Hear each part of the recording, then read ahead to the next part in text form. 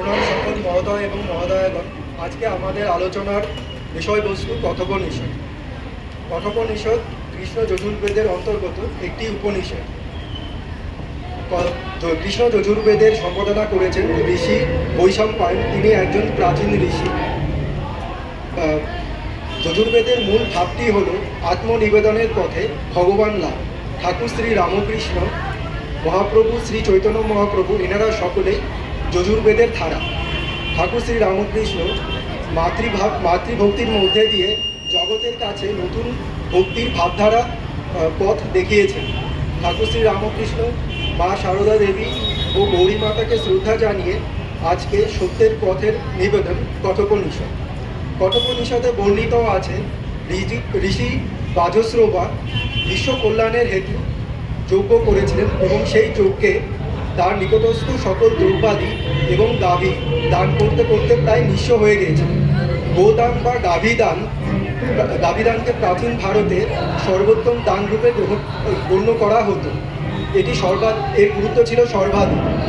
কৃষিকার্য থেকে শুরু করে গোদুগ্ধ, গোঘৃত ও অন্যান্য ঔষধাদি এবং সমাজের বিভিন্ন কল্যাণে গাভীর তাৎপর্য ছিল অপরিসীম। যজ্ঞে গাভীদানের সময় ঋষি বাজশ্রবা কিছু গাভী দান করেন, যেগুলি ছিল রুগ্ন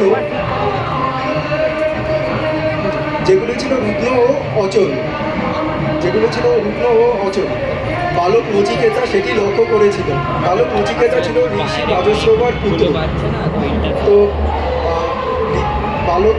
বালক নচিকেতার মনে যজ্ঞের প্রতি শ্রদ্ধা জাগ্রত হয়েছিল।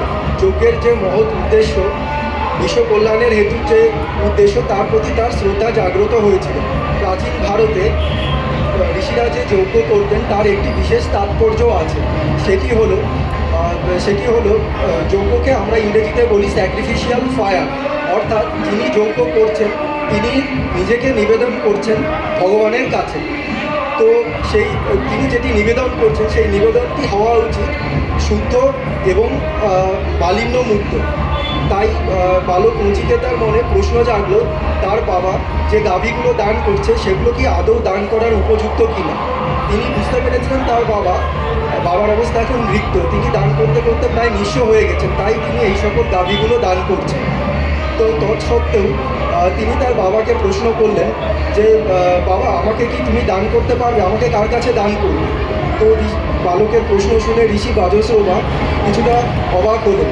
তো তিনি যেমন নচিকেতাকে দান করতে যাবেন, বাবা ওই সন্তানকে তিনি দান করবেন সে কথা তো তিনি কখনো ভাবেননি।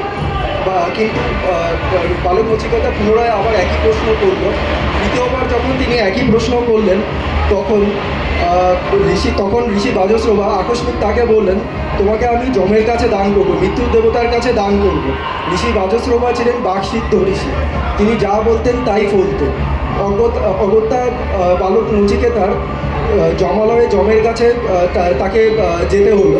কিন্তু তার যেহেতু তখনও বয়স হয়নি বা তার সময় হয়নি যমালয়ে যাবার, তাই যমের কাছে তার আগমনের যে বার্তাটি সেটি তার যমের কাছে ছিল না। তো বালক নচিকেতা সেখানে 3 রাত্রি অপেক্ষা করলো যমের সাথে সাক্ষাতের জন্য। তো 3 রাত্রি এইভাবে সে দাঁড়িয়ে যমের জন্য অপেক্ষা করতে লাগলো। তারপর যম যখন জানতে পারলেন একটি বালক তার সাথে দেখা করতে এসছে, তখন তিনি এসে দেখলেন সেখানে একটি শুদ্ধ এবং জ্যোতির্ময় ও শুদ্ধ চরিত্রের একটি বালক সেখানে তার জন্য দণ্ডায়মান অবস্থায় অপেক্ষা করছে। তাতে তিনি যম ব্যথিত হলেন এবং তার কাছে ক্ষমা প্রার্থনা করলেন। তিনি ক্ষমা প্রার্থনা করে নচিকেতাকে জিজ্ঞেস করলেন, তুমি আমার কাছে 3টি বর প্রার্থনা করো, এই 3 দিন তুমি যে দাঁড়িয়ে ছিলে তার জন্য আমি তোমাকে 3টি বর প্রদান করব। তো এই বর প্রার্থনাকে কেন্দ্র করে বালক নচিকেতা এবং যমের মধ্যে ব্রহ্মতত্ত্ব আলোচনার সূচনা হয়। সেখানে বর্ণিত আছে কিভাবে একজন গড সিকার বা ভগবত পিপাসু জীবনে ভগবান ব্যতীত আর কোনো কিছুই সে চায় না। সে জগতের কোনো ভোগ্যবস্তু কামনা করে না, সে শুধু চায় ভগবানকে জানতে, ব্রহ্মতত্ত্ব প্রাপ্ত হতে। এর পরবর্তী অংশ আলোচনা করবেন অর্পিতা ঘোষাল।